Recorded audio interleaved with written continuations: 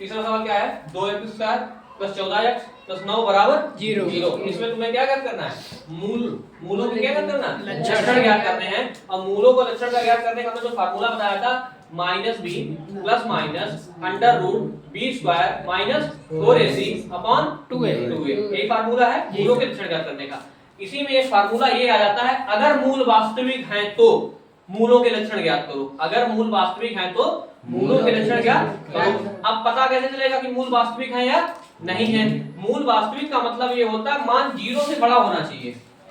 0 से d का मान जो है वो 0 से क्या होना चाहिए, बड़ा होना चाहिए। अगर मूल वास्तविक है तो उसको ज्ञात करने के लिए फार्मूला लगता है कि d बराबर b square minus 4ac, d बराबर b स्क्वायर माइनस 4ac। अब अच्छा d बराबर b स्क्वायर माइनस 4ac लगाओगे तो b की वैल्यू कितनी है, 14 का स्क्वायर माइनस 4 गुणे a की वैल्यू कितनी, 2 गुणे c की वैल्यू कितनी है, 9। सवाल करने का सबसे आसान तरीका बेटा ये है कि यहाँ पर सबसे पहले a b और c का क्या निकाल लो, मान निकाल लो। तुम्हें पता होना चाहिए a का मान कितना है, 2 है, b का मान कितना है, 14 है, c का मान कितना है, 9 है। इनके तुमको क्या पता होना चाहिए, मान पहले से ही अगर तुम निकाल लोगे तुम्हें रखने में कोई दिक्कत नहीं होगी। ये फार्मूला तब लगाना है d बराबर b स्क्वायर माइनस 4ac जब तुमसे कहा जाए मूलों के लक्षण ज्ञात करो अगर मूल वास्तविक हैं तो। ठीक है, तो इसमें ये क्लियर हो जाता है। देखो मूलों के लक्षण तब ज्ञात नहीं हो सकते जब d का मान 0 से क्या होगा, कम। 0 से क्या होगा, कम। जैसे हमने तुम्हें पहले में दिखाया था d का मान माइनस में आया था, तो उसमें सवाल जो पहला था उसमें मूलों के लक्षण ज्ञात नहीं हो सकते थे क्योंकि वो हमने डायरेक्ट कर दिया था। इसमें उसका मान कितना आ गया था, माइनस का 4। लेकिन अगर d का मान जो है माइनस में आ रहा है तो मूलों के लक्षण ज्ञात नहीं हो सकते, मूल वास्तविक नहीं है, मूल वास्तविक नहीं है। जैसे यहाँ पर देखो d बराबर 14 का स्क्वायर करोगे कितना आएगा, 196। 14 का स्क्वायर आएगा 196 माइनस 4 दूनी 8 ने 72, यहाँ कितना आ जाएगा, 72 आ जाएगा।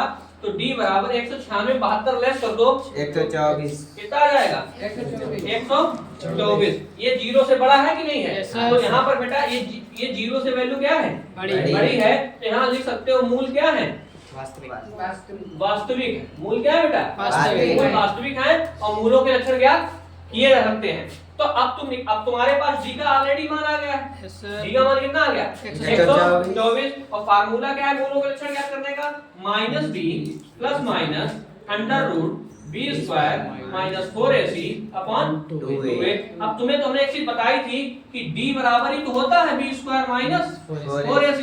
जो b स्क्वायर माइनस 4ac होगा वही क्या होगा, d। और d का ऑलरेडी तुम मान निकाल चुके हो, कितना निकाल चुके हो, 124 निकाल चुके हो। माइनस का भी मतलब माइनस के कितने 14 प्लस माइनस। अब b स्क्वायर माइनस 4ac का मान ऑलरेडी तुम्हारे पास लिखा हुआ है, कितना लिखा हुआ है 124 बटे 2। a का मान कितना लिया गया 2। बेटा यहाँ पे माइनस के कितने हो जाएंगे 14 प्लस माइनस अंडर रूट 124 बटे 2 दूनी 4। ऐसा करो 124 की क्या कर लो फैक्टर। 124 से तुम फैक्टर करोगे तो यहाँ पर क्या हो जाएगा, 2 छक 12 2 दूनी 4 2 6 2 एकम 2।